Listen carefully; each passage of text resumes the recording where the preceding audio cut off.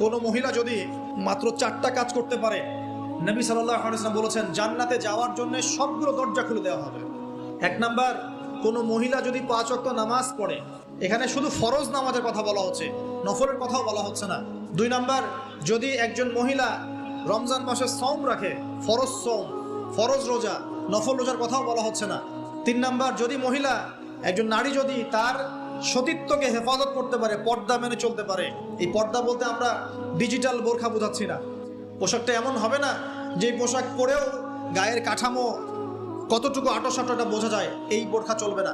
Number, স্বামীর আনুগত্য। স্বামীর কি আনুগত্য? মানে কি আনুগত্য? মানে আপনার স্বামী আপনাকে কোরআন সুন্নাহ মতো চালানোর চেষ্টা করছে, আপনি এটা ফলো করবেন, আনুগত্য।